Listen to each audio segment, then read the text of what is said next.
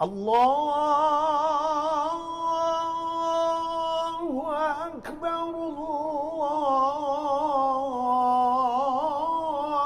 الله أكبر. الحمد لله الذي بنعمته تتم الصالحات وبفضله تتنزل البركات والخيرات وبتوفيقه تتحقق المقاصد والغايات. أشهد أن لا إله إلا الله وأشهد أن محمدا رسول الله. اللهم صل وسلم على سيدنا محمد وعلى آله وصحبه أجمعين. أما بعد, kaum muslimin dan kaum muslimat sidang jamaah salat maghrib yang dimuliakan ya Allah Subhanahu wa taala, serta seluruh pendengar radio Baitur Rahman, radio RRI dan radio swasta yang lainnya dimanapun anda berada. Pertama-tama marilah kita memanjatkan puji dan syukur kita kepada Allah Subhanahu wa taala yang masih memberikan kita nikmat iman, nikmat sehat dan juga nikmat kesempatan untuk bisa melangkahkan kaki kita menuju ke rumah Allah kita cintai ini, untuk bisa melaksanakan salat maghrib secara berjamaah. Mudah-mudahan salat yang telah kita kerjakan tadi menjadi salat yang makbul dan diterima di sisi Allah Subhanahu wa taala. Salawat dan salam tak lupa pula kita sampaikan kepada Nabi Muhammad sallallahu alaihi wasallam, Rasulullah sebagai qudwah hasanah, Rasulullah sebagai suri tauladan yang baik yang patut kita contohi dalam kehidupan kita sehari-hari. Jemaah yang muliakan ya Allah Subhanahu wa taala, kembali melanjutkan kajian kita yang masih membahas seputar problematika pembagian harta warisan, hibah dan wasiat di dalam Islam. Tentu berbicara tentang masalah warisan berarti kita membahas tentang sebuah hukum yang sangat detail yang Allah sebutkan di dalam Al-Quran, di mana Allah Subhanahu wa taala sendiri yang menetapkan porsi masing-masing ahli waris. Ada yang berhak mendapatkan bagian 1/2, 1/3, 1/4, 1/6, 1/8 dan 2/3. Dan bagian-bagian ini semua jemaah yang muliakan ya Allah Subhanahu wa taala bukan ditetapkan oleh para ulama. Bagian-bagian ini juga bukan ditetapkan oleh para nabi-nabinya, tapi bagian-bagian tersebut Allah Subhanahu wa taala sendiri yang menetapkan di dalam Al-Quran. Faridatan minallah, ketetapan daripada Allah Subhanahu wa taala dalam surat An-Nisa ayat ke-11, An-Nisa ayat ke-12 dan An-Nisa ayat 176. Kemudian jemaah yang muliakan oleh Allah Subhanahu wa taala, sebagaimana kita mengetahui bahwasanya landasan hukum terkait tentang masalah warisan ini ada yang langsung ketetapannya datang dari dalam Al-Quran, sebagaimana ayat kita sebutkan tadi, An-Nisa ayat ke-11. Di sana Allah menjelaskan hak untuk anak-anak yang ditinggalkan oleh almarhum dan juga hak untuk orang tua daripada almarhum jikalau duluan meninggal anak dibandingkan orang tuanya. Kemudian An-Nisa ayat ke-12, di sana Allah menjelaskan hak untuk suami atau istri. Ya. Jadi kalau ada salah satu pasangannya meninggal dunia, maka mereka juga ada hak. Karena sebab mendapatkan warisan itu adanya hubungan perkawinan dengan akad yang sah. Dan bagian mereka itu dijelaskan dalam surat An-Nisa ayat ke-12. Kalau seorang suami meninggal dunia, meninggalkan istri dan tidak ada anak, maka untuk istrinya dapat bagian 1/4. Kalau almarhum yang meninggal dunia ini memiliki keturunan, maka untuk istri dapat bagian 1/8. Sebaliknya ketika seorang istri meninggal dunia, meninggalkan seorang suami, maka suami dapat bagian 1/2 jikalau almarhumah istrinya ini tidak ada keturunan. Namun kalau ada keturunan, maka untuk suami dapat bagian 1/4, dan ini detail Allah sebutkan dalam surat An-Nisa ayat ke-12. Masih dalam surat An-Nisa ayat ke-12, di sana juga Allah menjelaskan hak kepada saudara dan saudari yang seibu. Bagaimana yang dimaksud dengan saudara, hak saudara dan saudari yang seibu? Berarti almarhum ini ada hubungan kekerabatan dengan ahli warisnya adalah saudara satu mama beda ayah, maka disebut dengan saudara seibu. Kapan mereka dapat? Ketika almarhum ini enggak ada keturunan secara mutlak, baik itu anak laki ataupun anak perempuan, dan almarhum ini tidak ada ayah dan kakek, maknanya sudah duluan meninggal ayah dan kakeknya. Karena kalau ada salah satu di antara mereka ini akan menghalang saudari perempuan ataupun saudara laki-laki ataupun perempuan yang seibu. Maka jemaah yang muliakan ya Allah Subhanahu wa taala, jangan langsung kita memvonis ketika ada permasalahan, misalkan ada seorang meninggal dunia, tidak ada keturunan. Di satu sisi almarhum meninggalkan ada saudari perempuan kandung, ada adik perempuan. Kemudian dilihat lagi ahli warisnya, rupanya almarhum punya saudara saboh mak beda ayah, satu mamak beda bapak, ataupun yang dikenal dengan saudara seibu. Ya, jadi jangan langsung kita katakan saudara seibu ni saudara tiri, enggak dapat. Enggak boleh kita katakan seperti itu, karena ini masih ada hubungan darah. Yang kalau dalam kitab-kitab ilmu faraid, ya, termasuk dalam kitab Ar-Rahabiyah, ya, matan tentang masalah ilmu faraid, ataupun dalam kitab-kitab yang lain, termasuk kitab yang dikarang oleh Syekh Ali As-Sabuni, ya, seorang ulama besar, ya, yang mana beliau juga mengajar di Jamiah Ummul Qura di Mekah. Jadi dalam kitab itu juga disampaikan bahwasanya jemaah yang muliakan ya Allah Subhanahu wa taala, yang namanya saudara seibu itu dikatakan dengan akhun lium. Maknanya ada hubungan darah, satu mama beda bapak, dan ini juga termasuk ahli waris ketika tidak ada yang menghalangnya. Maka oleh karena itu jemaah yang muliakan ya Allah Subhanahu wa taala, jangan langsung kita tadi mengatakan oh nyo saudara diri, nyo hana merempak, langsung kita katakan kita vonis berarti, enggak boleh. Kita lihat dulu, ini ada hubungan darah enggak? Ada hubungan kekerabatan enggak? Maka salah satu sebab mendapatkan warisan itu ataupun syarat mendapatkan warisan itu adalah adanya hubungan ataupun mengetahui hubungan antara ahli waris dengan pewaris. Oh, saya ini saudara dengan almarhum. Saudara apa? Apakah dia saudara kandung? Makna saudara kandung ini adalah satu ayah satu ibu dengan almarhum, atau dia ada saudara sebapak, saboh yah beda mak dengan almarhum, ataupun dia saudara seibu, satu ibu beda bapak dengan almarhum yang meninggal dunia. Ini juga masih ada hubungan kekerabatan. Maka tadi kita katakan bahwasanya syarat mendapatkan warisan itu adalah mengetahui hubungan antara ahli waris dengan pewaris. Oh, kalau saudara apa nih? Begitu juga kalau anak apa ini? Apakah ini dia anak kandung, ataupun dia anak tiri, ataupun dia anak angkat, ataupun anak sepersusuan dan lain sebagainya. Maka harus kita pastikan dia sebagai anak apa. Jadi jemaah yang muliakan ya Allah Subhanahu wa taala, berkenaan dengan saudara dan saudari yang seibu, Allah jelaskan juga bagiannya di dalam surat An-Nisa ayat ke-12 setelah Allah menjelaskan porsi untuk suami dan istri. Maka disebutkan di dalam surat An-Nisa ayat ke-12 ini, wa in kana rajulun yurathu kalalatan aw imra'atun walahu akhun aw ukhtun falikulli wahidin minhuma sudus.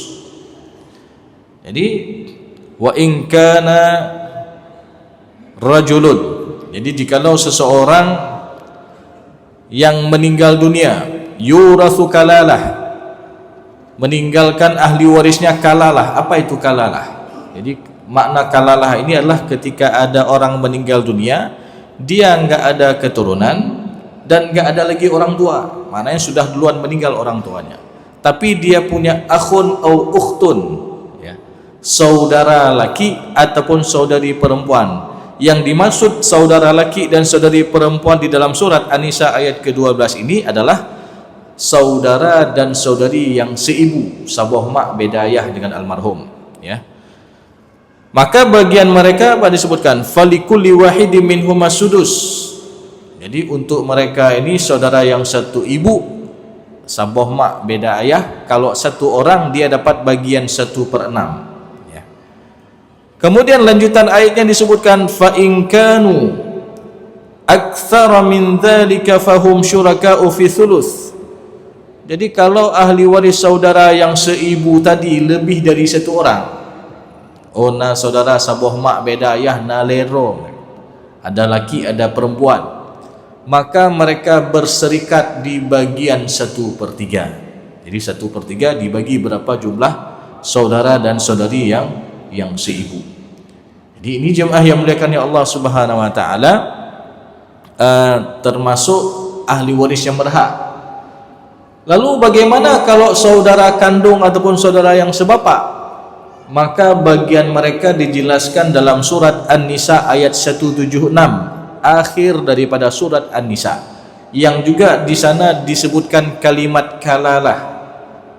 Yastaftunak qulillahu yuftikum fil kalalah in imru'un halaka laysa lahu waladun walahu ukhtun falaha nisfu ma tarak wa huwa yarithuha in lam yakul laha walad. Ya. Jadi ini mru'un halak, yang maksud kalalah dalam surat An-Nisa ayat 176 ini adalah ketika seseorang meninggal dunia yang mana dia tidak punya keturunan dan tidak ada lagi orang tua, tapi dia punya ukhtun, punya saudari kandungnya satu orang, maka untuk saudari kandung satu orang ini dia dapat nisfu ma tarak, setengah. Jadi misalkan seorang meninggal dunia, dilihat dia enggak ada keturunan, enggak ada lagi orang tua, tapi dia punya kakak ataupun adik perempuan satu-satunya yang masih hidup, maka untuk kakak perempuan ataupun adik perempuan tersebut dia mendapatkan bagian setengah, ya. Dan ini sekali lagi dijelaskan dalam surat An-Nisa ayat 176. Kemudian jemaah yang muliakan Allah Subhanahu wa taala, kalau saudari perempuannya lebih dari satu orang, ya. Oh almarhum punya kakak 2 orang, dua-duanya perempuan, enggak ada yang saudara laki, maka mereka mendapatkan bagian as-sulutsani, yaitu 2/3, ataupun kalau kita persentasekan 66% kurang lebih, nanti dibagi 2 hak untuk saudari perempuan kandung tersebut. Lalu bagaimana kalau ada saudara laki, ada saudari perempuan? Ya, maka mereka sama-sama dapat.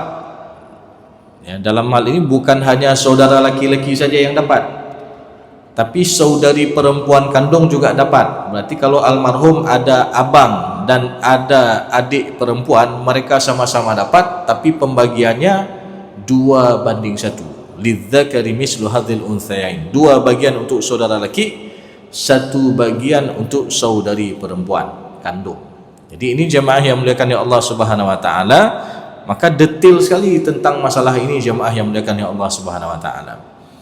Tentang masalah warisan ini langsung ketetapannya daripada Allah Subhanahu wa taala. Maka dalil yang pertama sekali adalah dari Al-Qur'an, kemudian yang kedua daripada hadis ataupun sunnah Rasulullah SAW, kemudian nanti urutan ketiga ada ijma' para sahabat, ya. Termasuk dalam permasalahan kewarisan ini ada permasalahan ijma', ya. Contoh kasus yang terjadi pada masa Khalifah Umar bin Khattab, dan ini ada kaitannya dengan apa yang kita bahas tadi. Yang ditinggalkan itu ada saudara kandung dan ada saudara dan saudari yang seibu, ya. Maka peristiwa yang terjadi pada masa Khalifah Umar bin Khattab itu, ketika seorang meninggal dunia, seorang istri meninggal dunia, meninggalkan ahli warisnya ada suami, kemudian almarhumah ini enggak ada anak, tapi dia masih hidup ibu kandungnya. Jadi almarhumah ini masih hidup ibu kandungnya. Jadi ada suami, ada ibu kandung, kemudian almarhumah istrinya ini punya abang kandung satu orang laki-laki, dan dia punya 2 orang saudara yang seibu, ya. Satu laki satu perempuan. Karena pada saudara dan saudari seibu, laki-laki dan perempuan ini sama bagiannya, enggak ada beda dengan perempuan. Sehingga ada kaedah yang menyebutkan apa? Khusus untuk saudara dan saudari yang seibu dengan almarhum beda bapak, dia mendapatkan, ataupun kaedahnya dzukuruhum wa inathuhum sawa, laki-laki dan perempuan sama bagiannya, enggak ada beda, enggak berlaku 2:1, ya. Jadi kalau sendiri dia dapat bagian 1/6, kalau lebih dari 1 dia dapat bagian 1/3, dibagi berapa jumlah saudara dan saudari yang seibu tersebut. Sehingga jemaah yang dimuliakan ya Allah Subhanahu wa taala, dalam kasus ini ketika diselesaikan mengikuti aturan yang berlaku, ya, di mana ketika seorang istri meninggal dunia meninggalkan suami dan tidak ada keturunan, maka suami dapat bagian setengah ataupun 50% daripada harta peninggalan almarhumah istrinya, ya.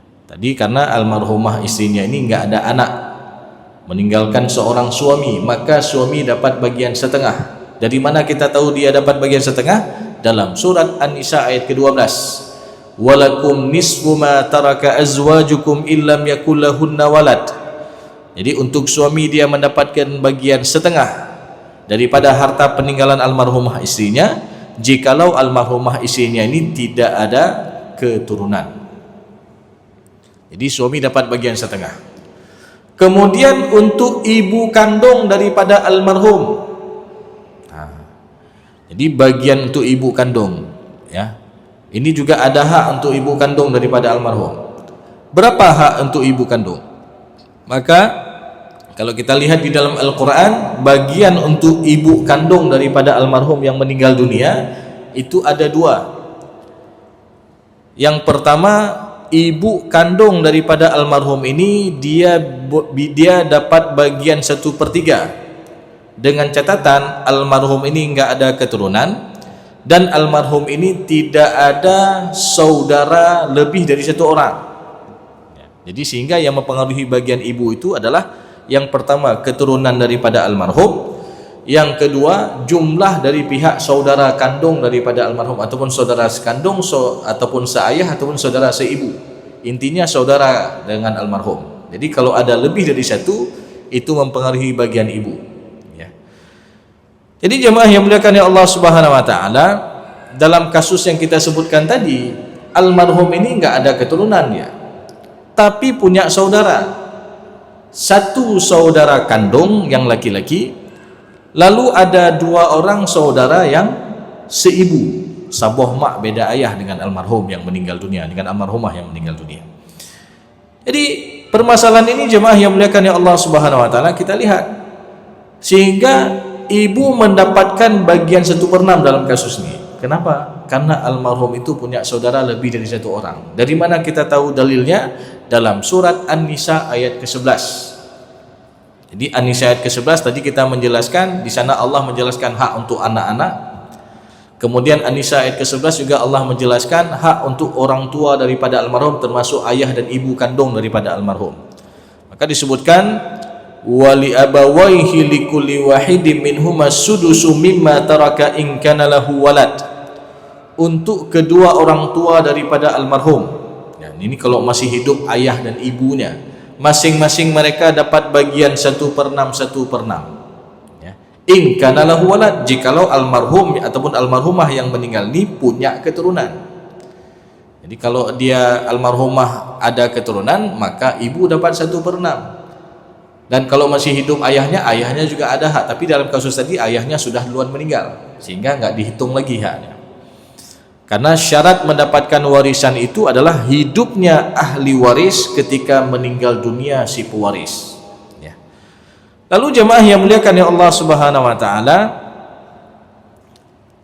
fa in lam yakul lahu waladun, lanjutan ayatnya. Kalau almarhum ini enggak ada keturunan, wa warithahu abawahu fali ummihi ats-tsulus, lalu ahli warisnya adalah kedua orang tuanya, maka ibunya dapat bagian 1/3. Jadi dalam kasus tadi almarhum enggak ada anak, sehingga ibu kandung ada hak bagian 1/3. Tapi tunggu dulu, ada lagi yang mempengaruhi bagian ibu. Lanjutan ayatnya apa? Fa in kana lahu ikhwatun fali ummihi as-sudus. Kalau almarhum yang meninggal ini punya ikhwah, punya saudara, baik itu saudara sekandung ataupun saudara yang saboh yah beda mak, ataupun yang saboh mak beda ayah, ataupun saudara seibu, kalau lebih dari satu orang, maka itu mempengaruhi bagian ibu dari 1/3 menjadi 1/6. Maka ayatnya tadi disebutkan masih dalam surat An-Nisa ayat ke-11, wa in kana lahu ikhwatun fa in kana lahu ikhwatun fali ummihi as-sudus. Ketika almarhum yang meninggal dunia punya ikhwah, saudara lebih dari satu orang, maka untuk ibu kandung dapat bagian 1/6. Jadi tadi suami ada hak, dia dapat bagian setengah karena almarhum ataupun almarhumah ini enggak ada keturunan. Kemudian untuk ibu kandung dapat bagian 1/6. Karena apa? Almarhum ataupun almarhumah ini punya saudara lebih dari satu orang. Lalu kita lihat lagi ahli waris yang ada, saudara dan saudari yang seibu, mereka juga termasuk ahli waris yang berhak. Berapa mereka dapat? Mereka dapat bagian 1/3. Ya, berdasarkan tadi ayat yang kita bacakan surat An-Nisa ayat ke-12 tadi. Ya. Jadi fa in kanu aktsara min dzalika fahum syuraka'u fi thuluts. Jadi kalau mereka ini saudara dan saudari yang sebapak ataupun yang saudara-saudari yang seibu beda bapak ini lebih dari satu orang, maka berserikat di bagian 1/3. Ya.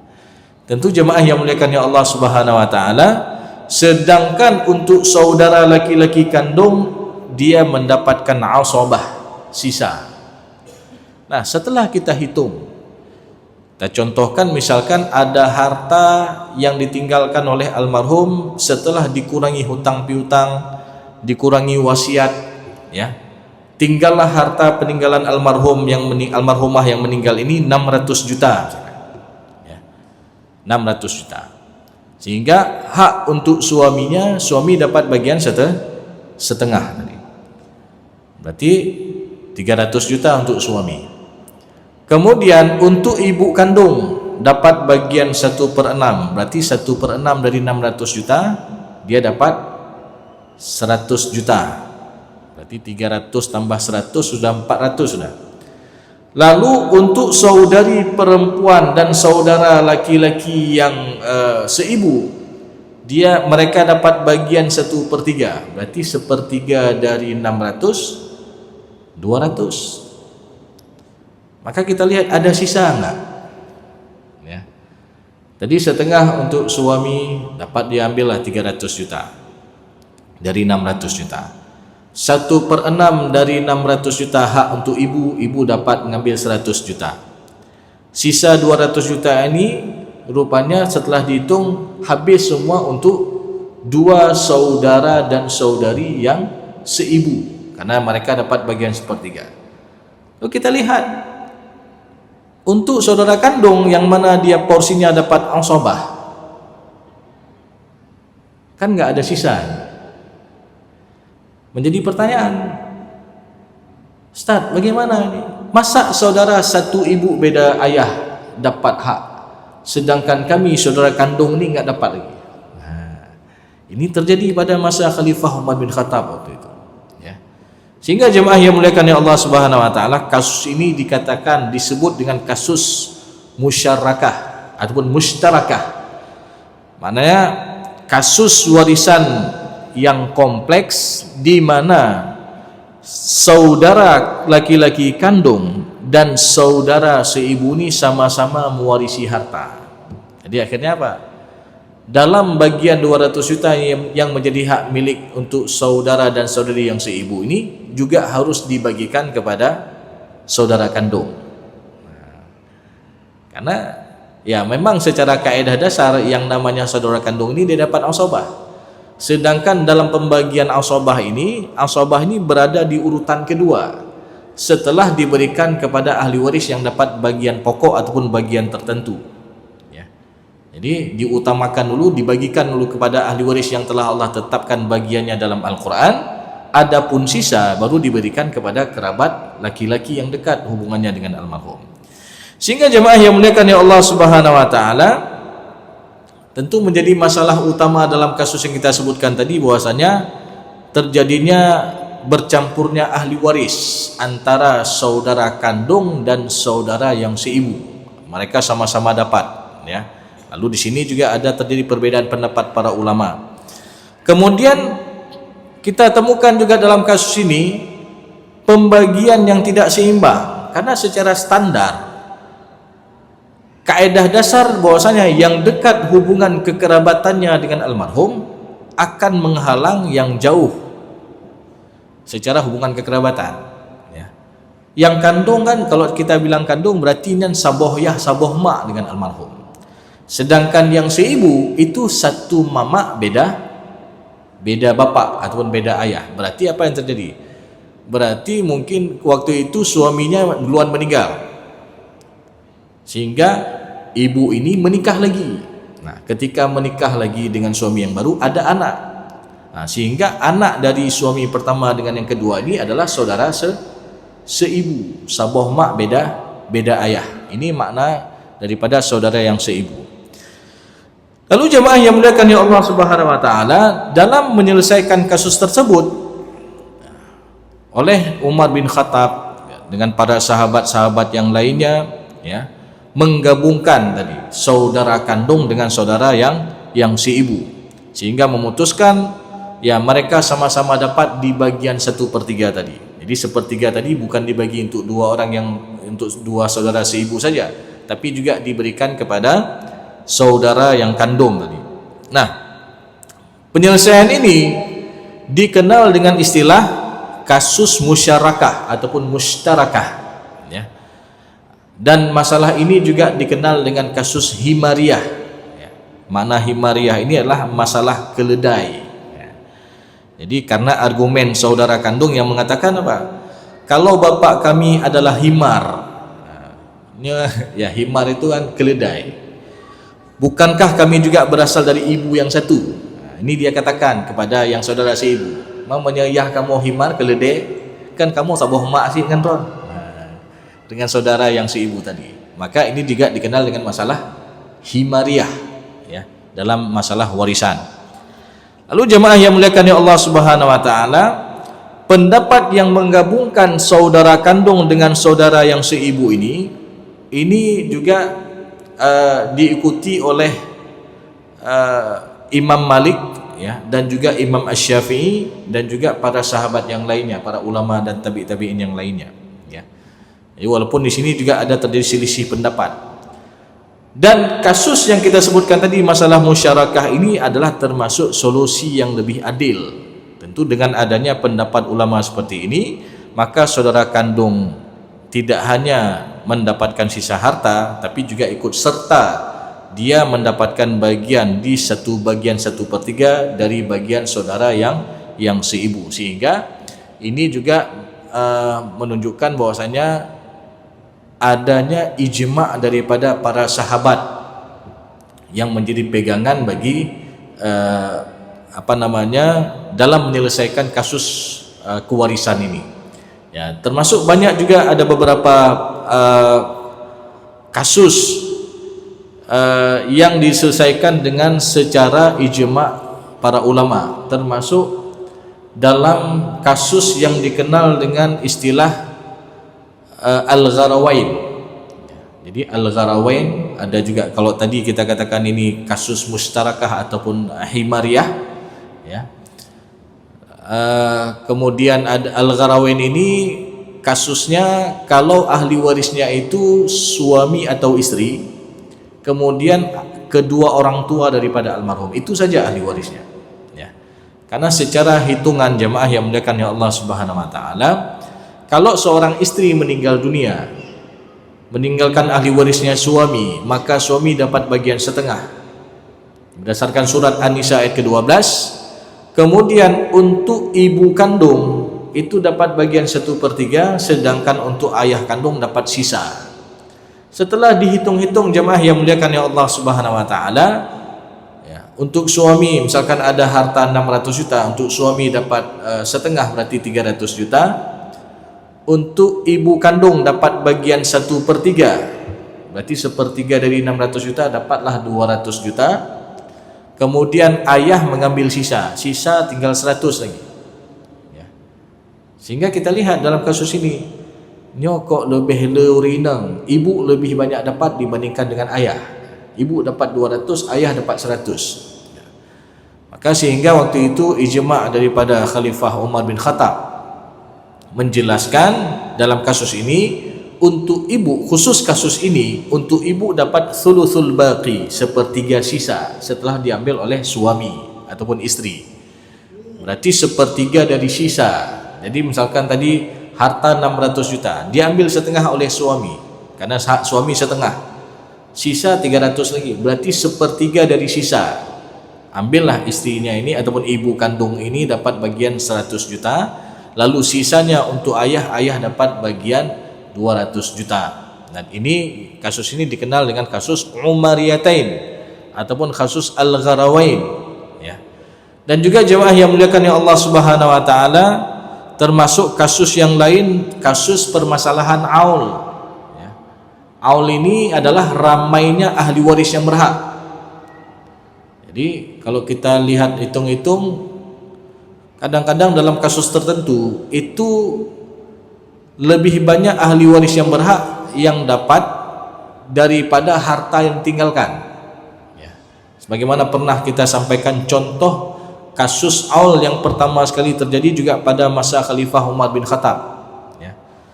Ketika seorang meninggal dunia, meninggalkan ahli warisnya, ada suami dan ada 2 saudari perempuan kandung. Maka suami dapat bagian setengah ataupun 50%. Untuk 2 saudari perempuan kandung, mereka dapat bagian 2/3 ataupun 66%. Setelah kita jumlahkan, ini kan sudah lebih dari 100%. 50 tambah 66 sudah lebih dari 100%. Sehingga bagaimana nih? Kalau kita bagi nggak cukup harta, sehingga dinaikkanlah ataupun bagian ahli warisnya ini sama-sama dikurangi. Dengan apa? Dinaikkan asal masalah. Jadi pembaginya itu bukan lagi kalau kita lihat penyebutnya dengan 12 dengan 1/2 dengan 2/3, berarti 2 dan 3 6 pembaginya, tapi nanti bukan lagi 6 pembagian, sudah 7 nanti, karena hak ahli waris sudah 7 nanti. Jadi sama-sama berkurang hak. Dan ini juga terjadi pada masa Khalifah Umar bin Khattab. Maka jemaah yang muliakan ya Allah Subhanahu wa taala, sekali lagi dalam kasus permasalahan warisan ini juga kita tidak menafikan di sana juga ada permasalahan ijma', Karena waktu kasus masalah aul ini pada masa Khalifah Umar bin Khattab itu sama-sama keras mereka ahli warisnya ini. Yang satu mengatakan, si suami ini mengatakan, wahai Amirul Mukminin, hak saya 1/2, yang mana hak saya sebagai suami daripada almarhumah yang meninggal dunia ini disebutkan bagiannya dalam surat An-Nisa ayat ke-12. Walakum nisfu ma taraka azwajukum illam yakul lahunna walad. Jadi untuk suami dapat bagian setengah dari harta peninggalan almarhumah istrinya jikalau almarhumah istrinya ini tidak ada keturunan. 2 saudari perempuan kandung ini, mereka juga minta hak secara penuh. Wahai Amirul Mukminin, hak kami juga disebutkan di dalam Al-Quran sebagai saudari perempuan kandung daripada almarhum yang meninggal dunia dalam surat An-Nisa 176. Jadi An-Nisa 176 itu disebutkan apa? Kalau almarhum ini meninggal dunia dan punya 2 orang saudari perempuan kandung, maka mereka mendapatkan bagian ats-tsulutsa 2/3, ats-tsulutsani 2/3, berarti 66%. Nah waktu itu Amir Mukminin mengatakan, ataupun Umar bin Khattab mengatakan, demi Allah saya tidak mengetahui mana di antara kalian yang lebih saya dahulukan dalam membaginya. Jika saya dahulukan membagi untuk hak suami, maka akan berkurang bagian untuk dua saudari perempuan kandung ini. Namun jika saya dahulukan bagian untuk dua saudari perempuan kandung ini dapat 2/3 ataupun 66%, maka untuk suami enggak dapat lagi 50%, berkurang dia.